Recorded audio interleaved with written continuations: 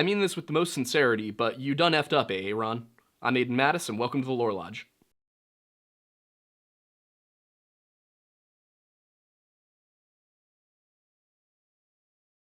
We decided that for today's episode, we want to talk about one of what I consider to be the most baffling missing 411 cases that have ever been investigated. And that's the case of Aaron Hedges, a 38-year-old man who went missing in the Crazies in Montana. Now, the Crazies are a pretty distinct and unique mountain range. They are 330 million years younger than the Rocky Mountains that surround them. So they themselves are sort of an island of mountains out in the plains. And they have some storied history. There's a lot of versions of how they became the Crazies. Among the stories of how this mountain range got its name are stories that suggest that a settler woman had her entire family killed and went crazy and ran off into the mountains. Another version of the story basically just flips the roles, and rather than the natives murdering the settler family, a settler family murdered some natives. There's also versions that suggest that this is a place that the Crow Indians and the Blackfeet Indians would go on vision quests, and when they tried to explain this through the language barrier, it came out as the Crazies rather than the Vision Quest Mountains. So there's no certainty around how the name came to be. All we know is that there's a suggestion that people will have unusual mental experiences, we'll say, in this mountain range. And one of the people who seems to have had a very unusual mental experience in the mountain range is Aaron Hedges. It's important to note that the majority of people that inhabit this region are white settler descendants. So you're looking almost exclusively at people whose ancestors came here in the 1850s and then stayed there. Not many people really go to live in the Crazies. It's more people will leave the Crazies to go live somewhere else. But the people who live there are generally just your normal small-town Americans. They live on ranches or in small towns, operating various stores and farms and whatnot. And for the most part, it seems to be a pretty idyllic place to live if you're into that kind of thing. There are animals around, there are natural predators, there are wolves and possibly coyotes, but no grizzly bears.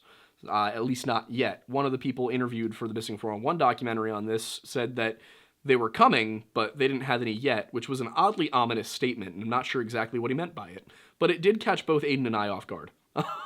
So we are at this point going to talk about the exact circumstances of Aaron's disappearance. Now, Aaron was off with two of his friends, so there were 3 men in total. They took 2 horses and a mule up with them.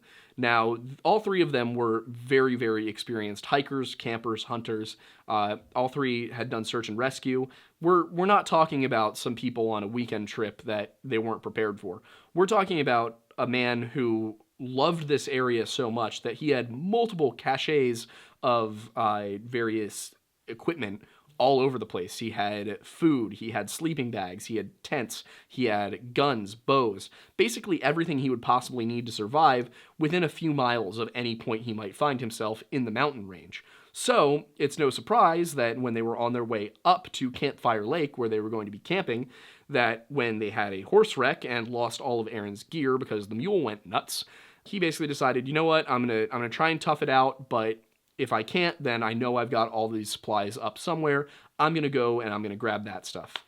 They hunted for a couple of days. They set out on September 3rd, 2014 at around 11 a.m.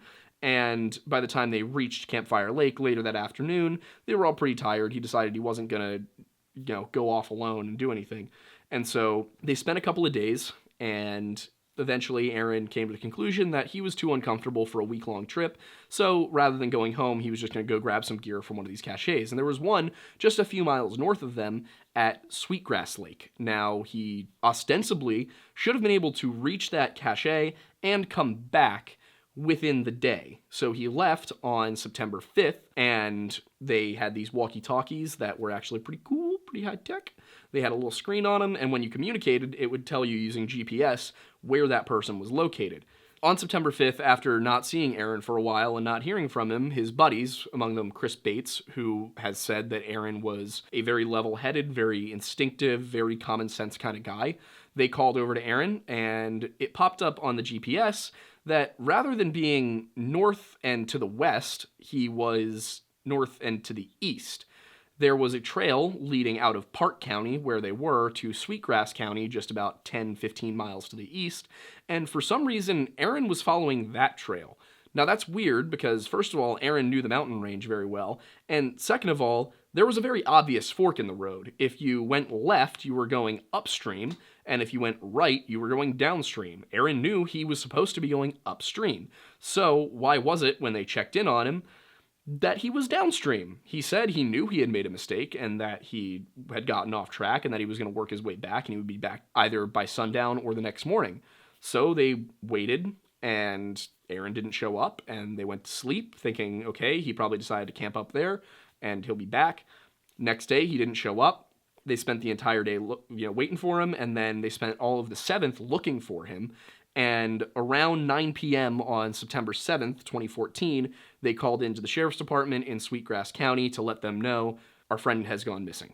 And the Sweetgrass County sheriff said, you need to get in touch with Park County. Both sheriff's departments launched searches coming from opposite directions. The Park County sheriff started down at the trailhead and worked their way up to Campfire Lake and then northeast. And the Sweetgrass County Sheriff's Department and their search and rescue team moved in from the east across the border of the counties to see if they could catch Aaron somewhere between the two search parties. This search included 60 personnel, 20 canine teams, and 2 helicopters. So not the biggest search and rescue team that's ever been assembled, but absolutely adequate considering the terrain. Aaron was along a trail that really didn't have a way up or down. You were basically following this trail. There were loose boulders everywhere. You couldn't just climb up. It wasn't the kind of thing where you're on a trail and there's just a gentle slope. He wasn't going to be able to get up that way, and he also had no way of getting down to the river. So they figured, if he's out here, we're going to find him along this trail. And they searched for miles and miles, and no sign of Aaron. Now, the initial reason that his friends had stopped their search was because at around 4 p.m. on September 7th, a massive snowstorm rolled in. You'll notice that we're starting to hit a number of the missing 411 profile points. Here we've got that they're near water, near boulders, that there was a point of separation that was distinctive and they knew exactly where it was, but there was no sign of a struggle at that point of separation. And of course, with the snowstorm that rolled in, there was a sudden shift in the weather, as well as a considerable shift in elevation. So we've hit the majority of the points for a missing 411 case here. Now, part of the strangeness regarding this case and the search that ensued was after the snowstorm, they got right to work, but they didn't find any of Aaron's tracks. And for 2 more days, search and rescue was out looking for him and didn't find anything at all. Until on September 9th, a canine team, a woman and a German Shepherd, found Aaron's boots. And the rest of the search and rescue team converged on that location to see if they could find any other signs. What they ended up finding was a water bladder, a campfire pit, his boots, which were neatly placed next to each other as if they'd simply been taken off and left there. And oddly enough, in the fire pit itself, they found the partially burned remains of the waist straps from his hiking backpack. It's important to note here that the boots were found 5 miles from Aaron's last known location, and we're talking in terms of air miles here, not over land, because he probably would have had to go up and around some bends. This entire trip for him was kind of squiggly. He kind of went like that. But another interesting thing is when he was last confirmed alive, when they last spoke to him and last saw his position on the GPS, Aaron said he knew he was going the wrong way and planned to double back. Where they found his boots, he had clearly not doubled back. He had continued going 5 more miles. Why would he do that?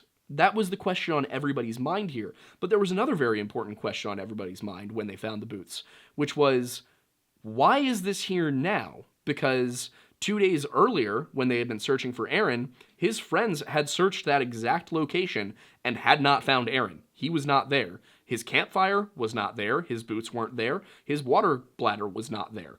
Nothing that they found in that location 5 miles from that GPS ping was there the last time they had searched it. So this threw a whole bunch more questions in, but at least they knew that they could continue looking east and rule out the west. From this point, they searched everywhere that they could reach on foot in the immediate area, because that's the only places Aaron could have possibly gotten to, And on top of that, they began to theorize that perhaps the reason that he had taken off his boots was paradoxical undressing, that he was going through the beginning stages of hypothermia, and that was why he had set the fire, that was why the waist straps were in there for some reason, and that was why he had removed his boots and placed them next to each other. In a 15-day search, including 60 people, 2 helicopters, and 20 canine teams, they were able to track Aaron to 5 miles east of his last known location. And at that point, the trail went cold. They couldn't find anything. The search was formally stopped, and nothing was really heard for almost a year, for 9 months, until June of 2015. On the 22nd of June 2015, the Ryan family, who were ranchers up in the Crazies, who ostensibly still are ranchers up in the Crazies, were doing some fence repair, and Mr. Ryan's father-in-law decided that he was going to go for a little stroll, he was going to walk up the hill, and what he eventually found was not something any of them expected to find. He found an orange hunting vest and a backpack, which an ID inside of the backpack confirmed had belonged to Aaron Hedges. The backpack itself was set against a tree as if it had been deliberately placed there. Inside of the bag were power bars, a handgun, and a few other assorted items that would have been useful in survival that hadn't been touched, implying that when this bag was set down, Aaron was not feeling like he was in any danger of running out of food. He hadn't eaten them. If he had felt like he was getting desperate, you would have assumed that this stuff would have been eaten before the bag was tossed aside. The only rational reason to leave the bag would have been if it was just weight that was slowing him down at that point. And the odd part about this is that this bag was found several miles east of where his boots were found.